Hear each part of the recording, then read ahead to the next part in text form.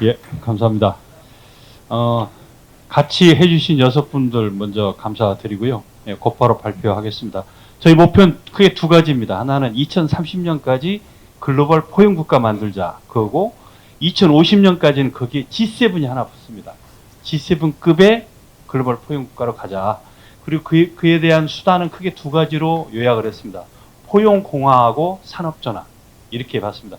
물론 이거 말고도 많죠. 근데 저희는 가장 중요한 거 중심으로만 이 보고서를 만들자. 그렇게 했기 때문에 여기에 뭐가 빠졌다 뭐 그런 얘기 굳이 안 하셔도 됩니다. 예, 저희가 몰라서 뺀 게 아니니까요. 알고 줄인 거니까 오히려. 예, 차례는 예, 보시는 바와 같습니다. 오늘 여기 발표자분들이 각 챕터별로 나눠서 하기로 했는데 대부분 다들 사정이 있으셔가지고 지금 오늘 못 오셨어요. 유일하게 참석하신 최경 장관님은 저보고 그냥 발표하시라고 그래서 제가 전체 내용을 간략하게 소개해 드리는 걸로 그렇게 진행을 하겠습니다. 먼저 발간사 부분을 대표님께서 이렇게 쭉 해주셨습니다. 이 전체 내용을 요약하고 그리고 앞으로 또 더 발전시키자는 그런 당부의 말씀으로 해주셨습니다. 먼저 최병천 소장님이 담당했던 대한민국의 5대 위기와 기회 부분입니다. 우리가 어떻게 선진국 됐는가 그 과정을 쭉 얘기를 해주셨고요. 여기 보시게 되면 30년 이상 연평균 5.5% 성장률 달성한 나라 해가지고 이제 보면 자원 부국인 나라 혹은 이제 그 다음에 동아시아 발전국가 거기 이제 한국 포함이 쭉 들어가는 거죠.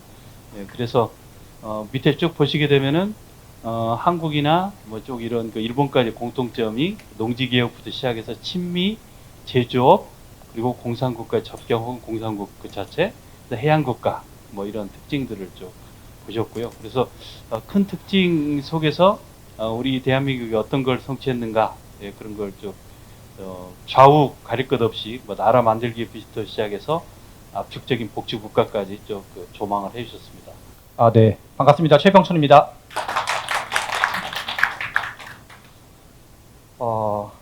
네, 앞에 실은 이제 대한민국의 4대 업적이라는 얘기는 했고요. 그거는 저는 우리가 이제 아무튼 현대사를 어떻게 해석할 거냐가 되게 중요하다고 생각을 하거든요. 그런 문제의식이었다고 보시면 될 것 같고요.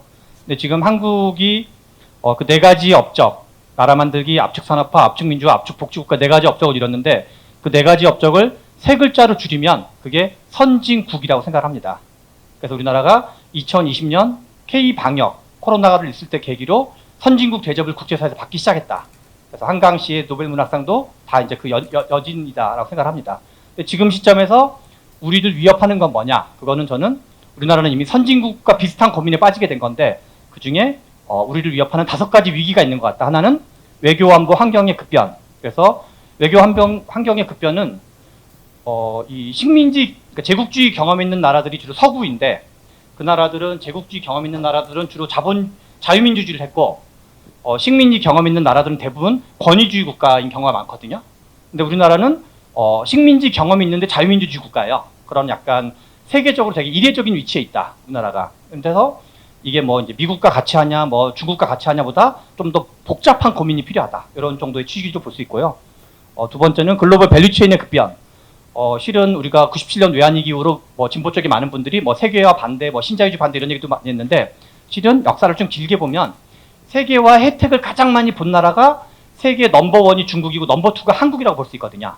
세계화 혜택을 가장 많이 받던 나라가. 근데 지금은 다 이게 반대 방향으로 바뀌고 있다. 그래서 세계화, 지금 현재 한국 경제가 겪고 있는 위기는 세계화가 축소되고 있고 중국 효과가 옛날에는 우리가 중국한테 혜택을 많이 받는데 지금은 중국이 오히려 우리 시장을 잠식하고 있고 이런 세계화 효과와 중국 효과의 어떤 뒤집어짐. 이게 지금 이제 글로벌 밸류체인의 변동인데 그럼 우리나라 전체 GDP의 약 45% 정도가 지금도 수출이거든요. 많을 때는 55%까지 갔다가 지금 한 40% 초반 정도 되는데 이걸 어떻게 할 거냐. 이게 두 번째고 세 번째는 에너지 전환인데 에너지 전환의 속도가 엄청나게 빠르다. 우리가 이제 화석연료, 원자력, 그다음에 신재생 이렇게 3가지를 얘기하는데 화석연료를 벗어나는 걸 탄소 중립을 목표로 한다 그러면 원자력과 신재생 에너지를 풀로 다 활용해도 만만치가 않다. 그래서 이거를 좀 더 이제 거시적으로 더군다나 우리 민주당의 지금 의원 중에 아는 분 중에 광양을 기반으로 하는 지역구인 아무개 의원님이 있는데 거기는 일종의 제철소라는 것 자체가 탄소 배출량이 엄청나게 많은 산업이거든요. 그럼 이런 분들은 실제로는 어떻게 할 거냐? 그냥 다 집에서 쉬라고 하셔야 되는 건지. 그래서 탄소 중립을 가긴 가야 되는데 그 속도와 완급과 방법론은 어떻게 할 거냐? 이게 이제 만만치가 않은 게 있다. 그다음에 이제 네 번째는 넓게 보면 이제 디지털 전환. 그래서 우리나라가 그 일자리가 생겼던 역사를 돌이켜 보면 그 90년대 중반에 PC 보급이 많이 돼가지고 그때 뭐 한글과 컴퓨터 등급이 막 왕창 생기고 2000년대 초반에 뭐 지마켓이라든가 알라딘, 예시스24가 다 2000년대 초반이었는데 그때 월드 와이드 웹이 상용화돼서 저기 이제 김대중 정부가 등장한 다음에 한 것 이후로 일자리가 많이 생기고 그리고 이제 그 스티브 잡스가 스마트폰을 만든 다음에 또 뭐 직방, 다방 이런 것들이 많이 생기고 최근에 어떻게 보면 이제 그 최근에 또 다른 변화가 인공지능으로 보여지는 AI. 그래서 AI를 활용한 여러 가지 일자리와 사라지는 일자리, 새로 생긴 일자리 이런 이제 어마어마한 디지털 대전환이 벌어지고 있다. 네 번째는 그저께 기사인데요. 우리나라가 전체 인구의 65세 이상 어르신이 전체 인구의 20%를 넘는 거를 초고령화라고 표현하거든요. 7%, 14%, 20%가 고령화 사회, 고령 사회, 초고령 사회인데 그저께 기준으로 우리나라가 초고령 사회가 됐어요. 그저께 기준으로. 이제 이건 만 나이로 따지기 때문에. 그런데 제가 이제 썼던 좋은 불평등이라는 책에서도 있는데 인구 구조가 고령 인구가 7%에서 20%가 될 때 프랑스가 155년이 걸리고 스웨덴이 124년이 걸렸는데 한국은 25년 만에 그걸 달성을 해요. 그러면 이 어떤 속도가 너무나 가파르기 때문에 과연 우리 사회가 그걸 어떻게 감당할 건지, 그러면 노동 공급은 어떻게 할 건지, 일종의 부양비 폭탄 같은 게 생길 수 있는데 부양비 폭탄을 둘러싼 어떤 증세 부담 또는 세대 간 갈등, 정년 연장을 어떻게 할 건지, 연공급은 어떻게 할 건지 이런 등등의 문제가 있어서 실은 우리가 대한민국이 겪고 있는 가장 큰 위기, 이거는 이제 계절 환경의 변화로 인한 위기가 저는 가장 크다고 생각하는데 그 위기를 이렇게 5가지, 그래서 우리가 4가지 업적, 5가지 위기로 뭔가 좀 개념을 정리할 수 있을 것 같다. 이런 취지였습니다. 감사합니다. 그다음 이제 두 번째가 이제 정치 분야인데요. 포용공화와 제7공화국 방향, 이 제목을 했는데 제목을 보시면 아시겠지만 개헌을 전제로 한 겁니다. 쉽게 얘기해서 개헌 방향을 잡은 거다, 그렇게 보시면 되겠고요. 원본은 다 한 3쪽에서 4쪽인 거 좀 아시죠? 거의 그 내용을 일부만 좀 빼고 지금 여기다 넣었기 때문에 거의 원본도 이 정도 분량이다. 저희는 굉장히 짧게 이렇게 보고서를 만들자는 걸 목표로 해서 이렇게 저기 했기 때문에 그렇습니다. 포용적 공화주의, 이거에 대해서는 실은 김기봉 위원장님은 전적으로 동의하신 건 아니에요, 실은. 그냥 공화주의지 뭐 또 포용적이냐, 뭐 이런 의견도 있었고, 뭐 그런데 내용을 보시면 공화주의에 대해서 다들 아시겠지만 공화주의만 그냥 딱 나열을 해놓고 보게 되면요, 딱 여기까지거든요. 그럼 공화당이 이렇게 주장해도 똑같아요. 괜찮아요. 그럼 공화당 주장하고 똑같냐는 거죠. 그러진 않죠. 그래서 이게 들어가는 겁니다. 그래서 이거 발표를 우리가 한번 했잖아요. 거기서 이런 특징들을 쭉 얘기를 해주셨기 때문에 그 내용을 정리를 해서 여기를 포함을 했고요. 그러면 뭔가 다른데 뭐라고 해야 좋냐? 그래서 저는 포용공화가 그래도 좋지 않겠냐.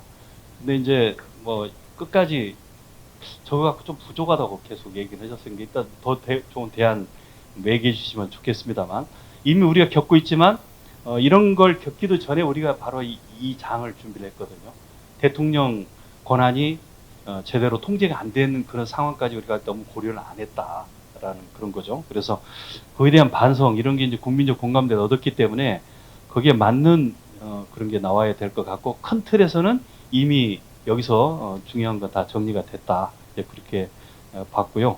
이제 양극화도 정말 다양하다, 이렇게. 그래서 이거 극복이 이제 공화정, 더불어 같이 살자, 이제 이거죠. 공화정의 핵심 가치는. 그래서 그 문제도 이 문제와 같이 결부되어 있다, 이제 그렇게 봤고요. 그래서 이 개헌 방향으로서는 현재 우리가 갖고 있는 이 대통령 단임제 부분하고, 또 우리가 지금 채택하고 있는 대의민주제도, 이거에 대한 개선책이 좀 나와야 되겠다. 그래서 직접민주제도 내용도 좀 더 포함을 하고, 그리고 이제 권력 분립이라는 공화정의 가치, 그걸 좀 더 추가를 하고, 그리고 시민이 직접 통치하는 그런 가치도 좀 포함을 해야 되겠다. 그렇게 해서 여러 가지 이제 세부적인 이런 내용들을 저희가 담았고요. 예, 그래서 여기서부터는 사실은 저희 토론 때 집중적으로 또 나왔던 의견들을 다 좀 모은 겁니다. 특히 제왕적 대통령 못지않게 제왕적 국회의원, 제왕적 대법원장까지 이렇게 망라를 해서 전반적으로 시민 통치의 당위성, 그리고 삼권 분립만 갖고도 부족하다. 삼권에 대한 견제도 필요하다라는 그런 진일보한 그런 문제의식을 저희가 좀 담았습니다. 다만 지금 저거에 대한 다 답들이 있단 말이에요. 근데 그것까지는 상세하게 못 담은 한계를 있으신 불량 문제도 있고, 그다음 그 발표까지는 안 해주셨어요. 문제 제기는 잔뜩 하셨는데, 그럼 거기에 대한 해법, 다 있단 말이에요. 문제는 곧 답이니까. 근데 그것까지는 안 하셨지만, 그거 이제 내년에 저희가 좀 더 이 부분을 보완할 때 그런 것까지 좀 가면 좋겠습니다. 다음 3장입니다. 3장은 안보 분야인데요.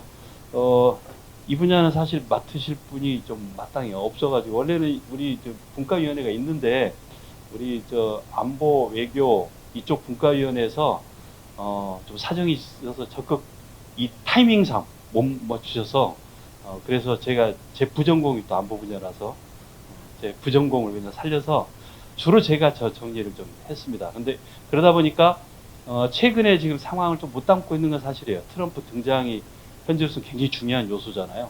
그걸 좀 담지 않고 일반적인 상황만 좀 담다 보니까 조금 시사성이 떨어진 점은 있어요. 그래서 내년 초에는 그것까지 조금 보완을 해야 될 것 같습니다. 그래서 트럼프 부분이 하나 꼭지로 들어가야 될 것 같습니다. 그 외 내용들은 보시면 아시겠지만 일반적으로 우리가 쭉 겪고 있는 내용들을 그냥 여기 정리를 좀 한 거고요.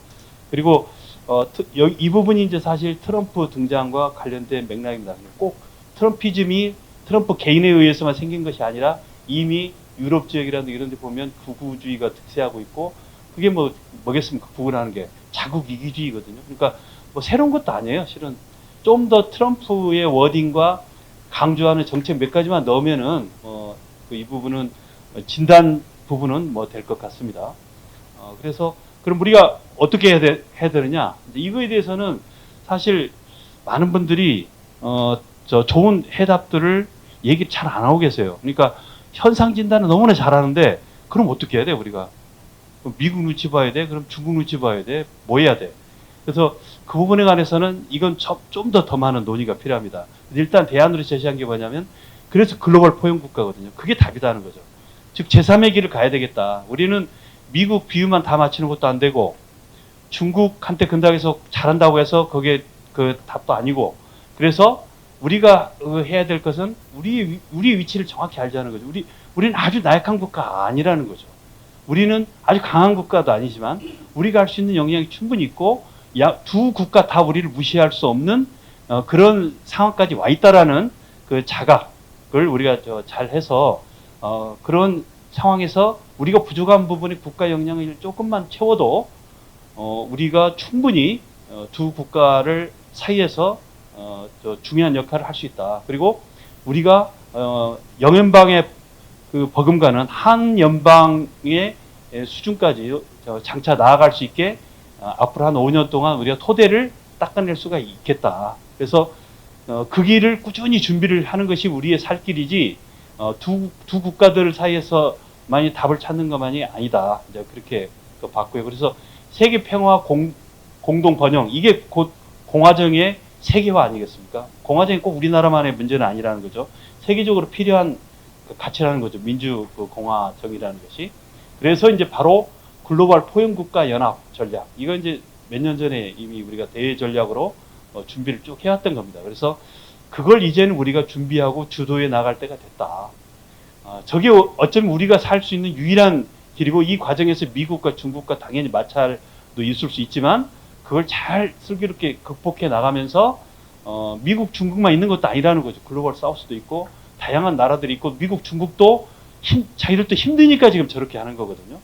그래서 그 두 나라들도 약점이 있고, 그렇기 때문에 우리의 전반적인 수준을 놓고 보면은 이미 지금 G7 상태에 와 있는 것들도, 예를 들면 우리의 특허 경쟁력 이런 것만 놓고 보면 세계 4위거든요. 현재 참 믿기 힘든 일이지만 국방력, 과학기술력 이런 것도 되게 7위 안에 지금 들어와 있고, 그리고 이제 10위권 정도에 있는 것도 있고 좀 나쁜 게 한 20위권 정도입니다. 되게.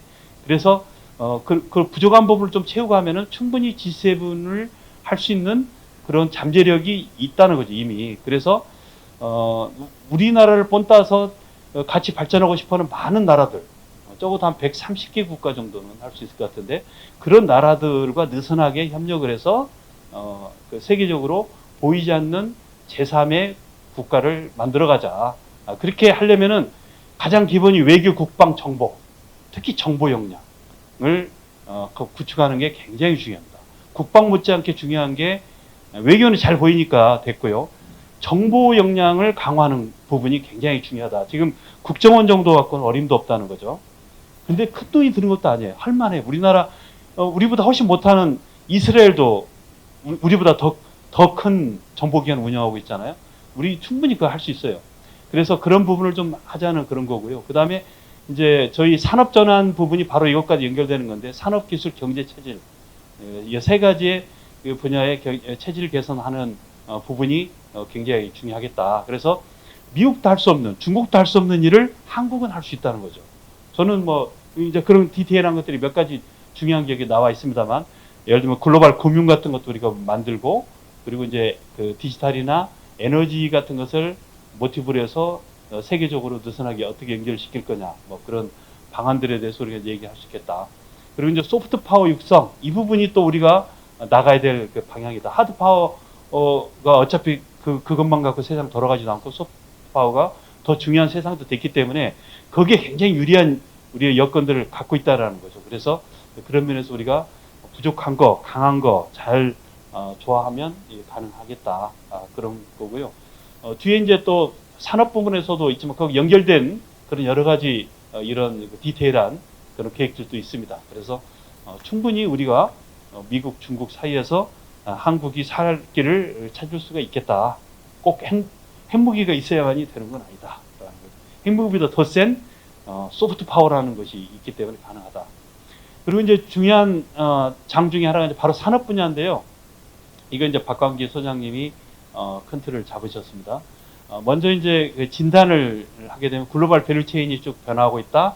그래서 글로벌 뉴딜 같은 게 필요하다. 이제 그렇게 봤고요. 그리고 이제 이거의 핵심은 그겁니다.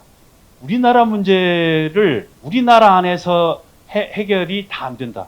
우리나라 문제 해결은 밖에 있다는 거죠. 해외에 있다는 거죠.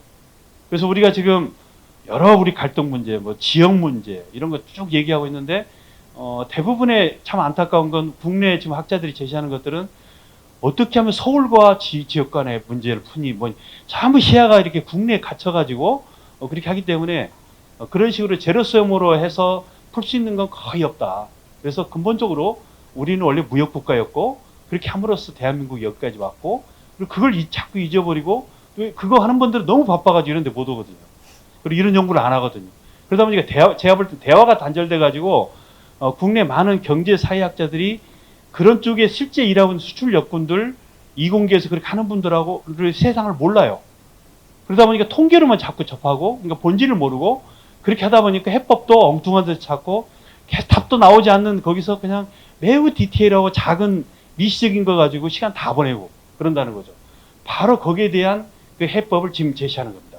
그래서 이제 그런 거 그만하자는 거예요. 그런 작은 그 해법도 없는 그런 작은 거 그만하고 굵직한 거 너무너무 많은 기회가 있다는 게 해외에 너무너무 많은 나라들이 한국 보고 삼성 부사장만 와도 인도네시아의 총리가 만나자고 그러고 그리고 그렇게 해서 신발 공장을 지어달라고 그러고 뭘 지어달라고 하는데 첨단 기술이 꼭 필요한 게 아니더라는 거죠.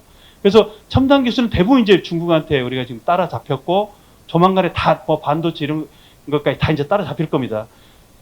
그러니까 거기에 대한 대안을 대부분 어떤 지금 혁신가들, 어떤 경제학자, 어떤 경영학자들도 잘 제시를 못하는데 박광기 소장이 탁월하게 두 권의 책으로 제시를 하고 있다고 저는 봤습니다. 저는 카이스트 그 미래전략 대학원 때부터 바로 이 답. 결국은 중국이 우리 따라잡고 앞지를 건데 그럼 우리 뭐 먹고 살아야 되지? 이 단순한 답에 답을 하는 사람이 없었어요, 솔직히. 저는 조금 꼬투리라도 실마라도 찾아가지고 그걸 우리 해법으로 좀 만들고 싶은데 그래서 미래전략을 책을 제가 12권을 그 공동 집필하고 그렇게 다 하면서 그 두꺼운 책이 다 소용없고요. 핵심적인 것을 찾고 싶었는데 누구도 탁월하게 제시를 못했는데 저는 그 답을 해서 30년을 활동한 박광기 소장이 저는 내놨다고 봅니다. 저 이보다 더 탁월한 대안을 제시한 분이 있으면은 언제든지 토론하면 좋겠어요. 뭐 더 좋은 거 있으면 더 좋죠. 예. 근데 적어도 저는 그냥 이걸 찾는 입장에서 제가 만든 것도 아니고요. 입장에서 볼 때는 이것만큼 탁월한 게 없다. 그래서 해외에 한국을 원하는 이게 단순히 한류 문화 정도가 아니더라는 거죠. 한국의 산업을 원하고 한국의 기업을 원하고 있다라는 거죠. 거기에 문화는 끼어 팔기 정도만 하면 되는 거예요. 그건 그냥 우리가 원치도 않았는데 그냥 저절로 형성된 토양일 뿐이에요. 그건 언젠가 사라질 수 있고 그래도 상관없다는 거죠. 왜? 한국을 필요로 하니까. 그래서 그 필요한 그 시장을 적정 기술과 적정 기업과 적정 산업을 원하는 그 방대한 시장이 있는데 이걸 의외로 미국은 아예 그런 제조업 능력이 있어서 안 되고 중국, 일본, 한국, 독일밖에 없는데 독일은 자기 나라 그 유럽 문제 해결하기도 바쁘고 일본은 매력이 없는 나라고 역사 정리도 안 된 나라고 한국이 유일하게 준비된 전 세계에서 준비된 나라고 지금 너무나 좋은 기회인데 우리가 모르고 있다는 거죠. 그래서 그거 그냥 물 흘러가게 그냥 막고 있던 거 터주기만 하면 되기 때문에 저는 해외 산업청 정도 국토부 밑에 만들지 말고 산업부 밑에 만들어서 해외 산업청 정도 하나만 있어서 대기업들이 앵커 기업으로서 활동할 수 있게 해주고 그리고 지자체들 연결해 주면은 이건 돈도 더 필요도 없고 사람도 이미 있고 기술도 있고 기업도 있고 우리가 다 갖고 있다는 거죠. 정책 하나만 없는 건데 그 정책 하나만 우리가 해주게 되면 이건 다음 정부에서 꽃을 피울 수 있는 우리 지방 문제, 지역 대학 문제 이런 모든 문제를 초토화시킬 수 있는 문제를 초토화시킬 수 있는 그런 아주 와일드 카드로서 될 수가 있겠다. 이제 그런 거고요. 디테일한 건 사실은 이 부분만은 정말 요약이 너무 어렵더라고요. 그래서 뒤에 첨부물로 읽으시는 것이 더 쉬우실 겁니다. 앞에 너무 요약돼 있어가지고 제가 요약하면서 힘들었어요. 이해할 수가 없어요. 제가 봐도 이해가 하기 힘듭니다. 용어나 개념 자체가 워낙 파격적이고 하나하나가 굉장히 함축된 얘기거든요. 근데 박광기 소장님 머릿속에는 그냥 이 책 2권 분량이 아니라 10권 분량 많고 지금 막 머리가 터질 만큼 많거든요. 삼성 이렇게 지금 쫄딱 망해가고 있는데 그 삼성 개혁 방안도 다 이게 답이고 그래서 삼성뿐이 아니라 국내 대기업들이 전부 귀 담아야 될 그런 아주 와일드 카드로서 이걸 얘기할 수 있겠다. 그래서 그 나라에 필요한 걸 만들어주자 그런 거고 그것을 지방이 중심에 대해서 하자. 그래서 글로벌 그러니까 글로벌 부품 소재망 같은 것을 바로 지방이 중심이 돼서 하기 때문에 지방이 글로벌 수도가 된다, 산업 수도가 된다 이런 얘기를 그래서 하는 거죠. 그래서 이건 국내에서만 해법으로서 자꾸 서울 거 뭐든지 뺏어가가지고 지방에 놓자 이 시각 가지고서는 그건 어림도 없고 그건 어차피 씨알도 안 맥히는 얘기고 20년 동안 했지만 안 되는 얘기거든요. 그래서 그런 허무맹랑한 그런 거 하지 말고 좀 씨알 맥히고 제대로 되고 쉽고 물 흐르듯이 갈 수 있는 그런 정책, 그런 것이 좋은 정책이죠. 그래서 저는 그런 면에서 이 모든 장 중에서 가장 탁월한 장이 저는 이 4장이라고 봅니다.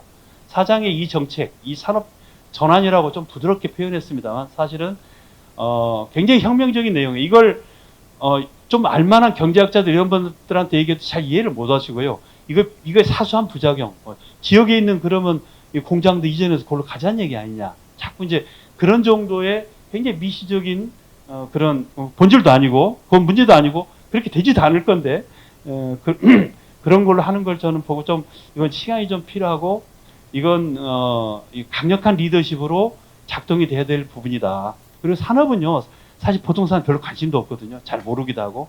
그래서 저는 산업을 특히 진보 정부가 강조하고 산업 중심으로 나가고 자꾸 경제 쪽에서 이 결과를 가지고 돈 쓰는 얘기거든요. 주로 우리 지금 경제 말하는 거 보면 세금 걷는 얘기가 돈 쓰는 얘기인데 그쪽 하다 보면 맨날 쟁점이 되고 진보한테 불리한 얘기로 그냥 흐르고 말고 이건 돈 많아지면 알아서 잘해주면 돼요. 돈 버는 얘기를 해야 되는데 산업에서 결국 돈을 벌거든요. 그래서 산업 부분의 혁신 그건 문재인 정부에서 4차 산업혁명위원회 할 때 혁명 들으라는 거 너무 좀 위험한 거 아니야. 그래가지고 여러 사람 반대했지만 결국 넣읍시다 해서 그냥 혁명했지만 아무 문제 없잖아요. 산업은 혁명을 하든 그 이상 쿠데타를 하든 사람들이 무관심해요. 그 대목을 해주게 되면 근다고 해서 실제 무슨 민주화를 우리 후퇴시키고 기업들을 파괴하고 그러는 것도 아니거든요. 그런 부분은 한국이 또 잘해요. 역대 잘해왔어요. 박정희 때부터 잘해왔고 김대중 대통령 때도 잘했고 노무현 대통령 때도 잘했고 다 잘했어요. 심지어는 박근혜 대통령 때도 창조경제에서 뭔가 좀 파괴해가면서 했고 그런 거 잘해요. 그걸 안 해서 지금 문제인 거예요. 문재인 정부 때도 그런 걸 너무 안 해서 문제인 거예요. 좀 더 과감하게 있어도 아무렇지 않았어요. 저는 이 부분은 좀 과감하게 그렇게 해도 좋겠다. 무슨 큰 돈이 들어가는 것도 아니고 아까 말씀드린 대로 우리 눈이 다 있어요. 우리 필요한 거 다 있어요. 의지 하나만 없어요. 의지. 그게 바른 방향이라는 거 지혜 하나가 없어요. 그것뿐이기 때문에 이거 그렇게 할 수가 있겠다. 나머지는 굉장히 다 사소한 얘기들입니다. 그거 되면 되는 거예요. 그리고 이것을 이렇게 얘기하면 그럼 구체적으로 뭐 하자는 얘기인데 자꾸 그러기 때문에 그냥 이건 상징일 뿐이고 꼭 그렇게 하자는 것도 아니고요. 30개 해외 산업도시 만들자. 그래서 그럼 그렇게 모델이 있어. 삼성전자가 베트남 다낭 중심으로 해서 만든 모델. 베트남 GDP 20%를 삼성전자가 하고 있지 않습니까? 우리 협력사가 원래 3,000개 나갔다 지금 8,000개까지 늘었거든요. 바로 그 모델. 중소기업은 못 나간다 이거죠. 해외 어떻게 나가요? 30명밖에 없는. 근데 앵커기업 있으면은 그냥 한국말만 하고 거기 가서 그냥 한국에 서던 식으로 그대로 하게 되면 바로 그게 이제 해외 산업도시 1호가 된 거죠. 지금 미국에 벌써 여러 후보들이 지금 나가 있습니다. 근데 미국에도 필요하고 원래는 중국에도 진출하자는 게 박강희 소장님과에는 있었고, 근데 동남아는 지금 웰컴 그렇게 하고 있죠. 동남아, 그 다음에 남미까지, 아프리카 이런 데까지 뭐 중동 말할 것도 없고 동유럽 말할 것도 없고 이런 데에 우리가 30개의 산업도시를 해서 3만 명 내지 5만 명 정도를 한국 사람을 보내면 그 나라 사람들이 10배쯤 붙어가지고 30만에서 50만이 되는 도시가 새로 형성이 되고 거긴 한국 도시인 거예요. 코리아타운인 거예요. 그래서 LA 같은 코리아타운을 이제는 우리가 능동적으로 만들어가면서 한국의 영역을 그렇게 확장하고 여기가 이제 우리의 글로벌 포용국가의 포스트가 되는 거죠.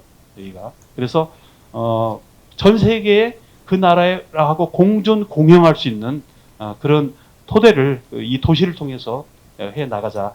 이게 조창걸 저 한샘 회장님의 평생의 꿈이기도 합니다. 바로 도시를 수출하는 것.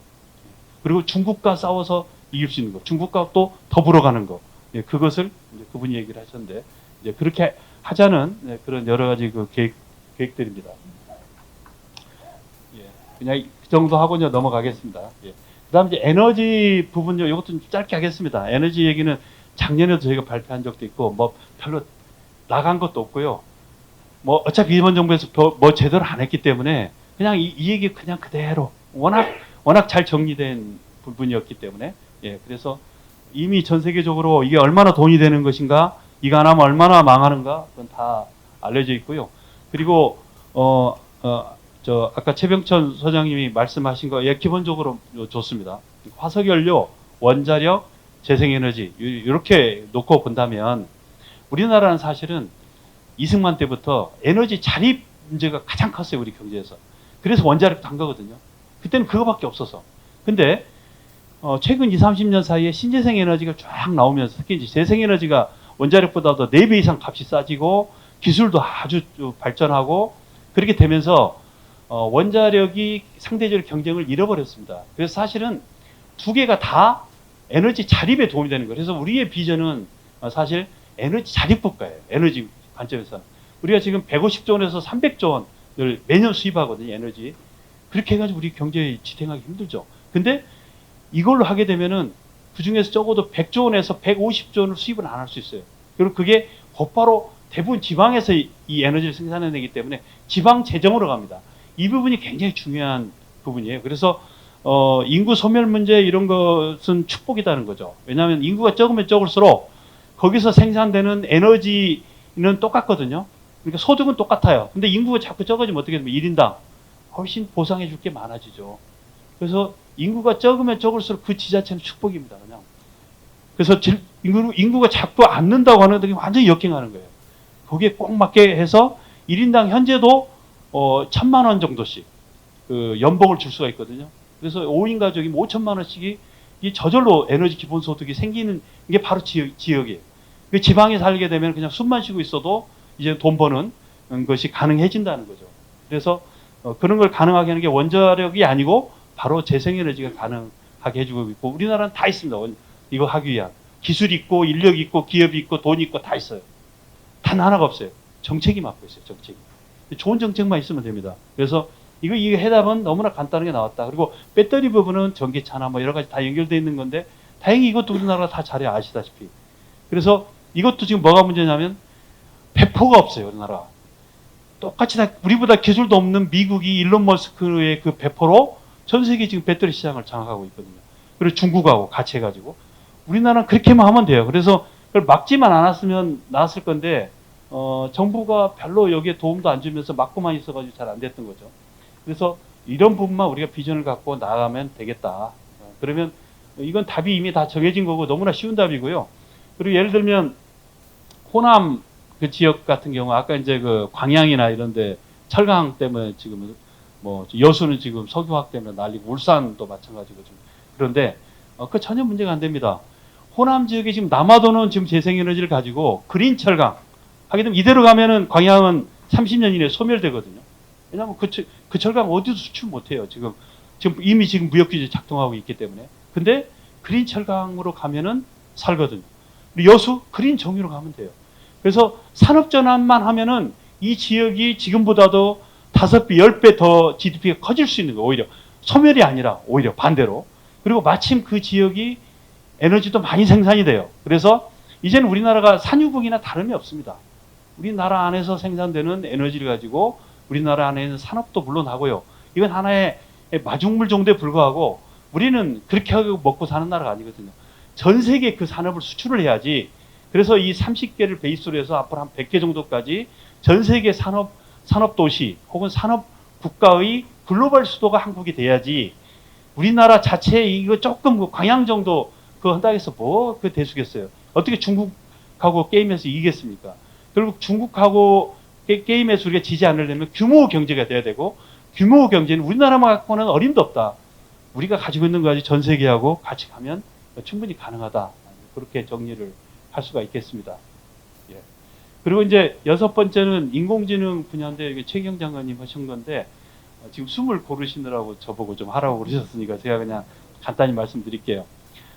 AI는 더 이상 얘기할 필요도 없을 만큼 이제는 중요한 산업 전환의 핵심이 됐죠. 그래서 뭐 디지털 전환이라고 하지 말고 AI 전환이다 해도 뭐 아무 문제 없습니다. 그럴 정도로 이제는 디지털 전환의 핵심이자 거의 한 70~80%가 인공지능이 됐고요. 그래서 여러 가지 실태 이렇게 보시기도 우리는 게임도 안 됩니다. 미국, 중국에 비해서 뭐 100분의 1 이렇게 보시면 돼요. 미국의 100분의 1, 중국의 한 뭐 20분의 1 뭐 이렇습니다. 그럼 우리는 뭐 할 일이 없냐? 아니다는 거죠.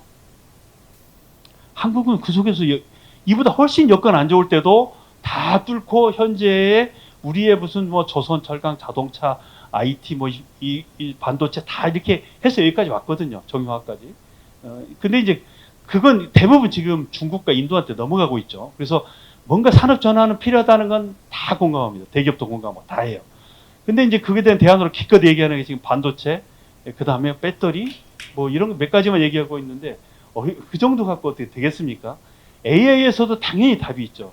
AI에서 첫째는 AI의 반도체 부분하고 시스템, 그러니까 메모리 반도체, 시스템 반도체, 이제 그런 부분에 대해서 서로 전략이 다르게 가야 되고요. 이 부분은 전 세계적인 경쟁력을 우리가 확보해 나가면 우리의 미래가 있고요. 그다음 또 하나가 AIX입니다. 그러니까 AI가 거의 모든 분야에 다 쓰이기 때문에 AI를 각 분야에 어떻게 쓰게 하는가는 우리 옛날 IT하고 똑같아요. 그러니까 박정희가 도로망을 했고 김대중이 통신망을 했다면 다음 정부는 해야 될 게 뭐냐면 전력망이에요. 여기에 필요한 게 바로 전력 부분이거든요. 그래서 AI를 베이스로 해서 모든 분야에 쓰이게 하는 거. 그러니까 그 김대중 대통령이 했던 바로 그거. 그러니까 기본망만 해놓으면 나머지는 쫙 우리 기업들이 잘 알아서 혁신을 한다는 거죠. 그래서 그런 형태로 가면 좋겠다. 그래서 거기에 맞게 사회 제도나 이런 것도 일자리 이런 것도 같이 바뀌어야 되겠다. 그걸 고집하고 있고 과거의 노동 패턴을 고집하면은 그저 사라질 뿐이지 대안이 절대 아니라는 거죠. 여기에 맞게 이제 우리가 적응하는 것이 굉장히 중요하겠다. 뭐 로베스피스의 부가 뭐 이런 여러 가지 이런 것까지 포함해서요. 그렇게 되고요. 그 다음에 이제 마지막 이제 사회 부분하고 이제 저 결론 그렇게 하겠습니다. 예, 시간이 뭐 많이 흘러서요. 사회 부분은 원래는 이거 임채원 교수님이 많이 정리했던 부분을 여기서 차용을 많이 했어요. 특히 BL10, Better Life 인덱스, 우리가 10까지 가야 되겠다. 현재 우리가 29인가 뭐 그런데요. 그래서 그런 식으로 해서 사회 정책을 좀 우선하자. 경제 정책이 우선했던 오랜 패턴에서 우리 그렇게 이제 전환해야 될 때가 됐다.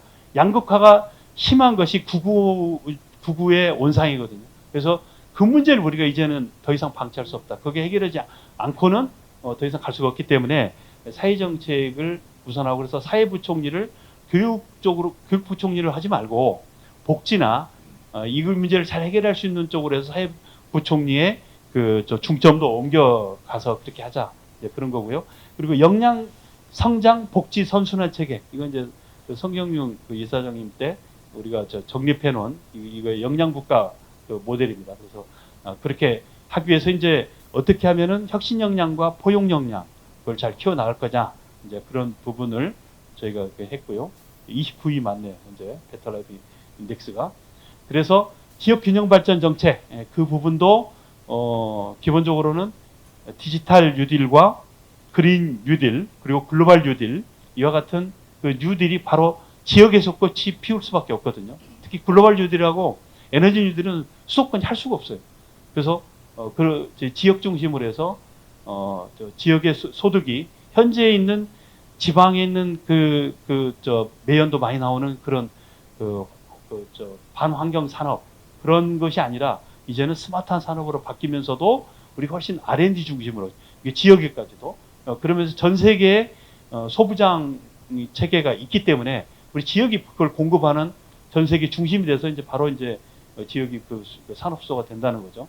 그래서 그렇게 해나갈 수 있도록 하자 그런 안이고요. 그리고 이제 한민족 공동체 부분까지도 우리가 걸쳐서 이 문제를 해결하자. 그런 겁니다. 그리고 이제 마지막입니다. 마지막 부분은 이제 좀 정리하는 차원에서 다음 정부가 가야 될 국정 과제, 과제를 한 5가지 정도 이렇게 정리를 했고 국정 목표를 이렇게 좀 잡아왔고 그다음 이제 G7 선도는 어떻게 할 거냐? 바로 삶의 질 중심으로 가면서 사회 경제 강국을 추구하면서 가야 되겠다. 그래서 새로운 국가 지향 정립 이것도 다 그 전에 성경 이사장님 때 다 정리해 놓았던 그런 부분입니다. 국가 구조를 어떻게 개혁할 거냐, 정부 조직을 어떻게 개편할 거냐, G7 국정과제위원회 같은 걸 만들어서 어떻게 나갈 거냐 이제 그런 거고요. 지향 정립 부분, 정치제도 개혁 이것도 앞서 문제의식 얘기한 건데 거기에 대한 답을 부분적으로 여기서 제시를 여러 가지 했습니다. 그리고 준연방 체제로 이렇게 하자. 이건 안성 원장님 의견은 저희가 많이 넣었다고 했는데 본인도 생각이 좀 다르실 수 있겠어요. 그럼 이따 좀 지적해 주시면 좋겠습니다만 최대한 정말 넣었어요. 양원제 도입하는 거라든가 직접 민주주의 형태를 어떻게 해서 주민 소환제 정도 지금 돼 있는 것을 이제는 다 소환할 수 있게 그렇게 해서 해 나가자. 뭐 그런 게 있었고 그다음에 중앙집권과 지방분권을 동시에 강화하자. 이게 이제 국가는 왜 실패하는가 거기에 나온 중요한 거죠. 중앙집권이 굉장히 중요합니다. 되게 이 지방분권 강조하는 분들이 중앙집권을 자꾸 의도적으로 소홀히 하는 부분이 많은데 포용적인 다만 포용적인 중앙집권 형태로 중앙집권이 잘 돼 있어야 지방분권도 된다는 거예요. 이게 둘이 충돌되는 개념이 절대 아니라는 거예요. 그럼 국가는 왜 실패하는가에 너무나 잘 나와 있어요. 거기에 대해서.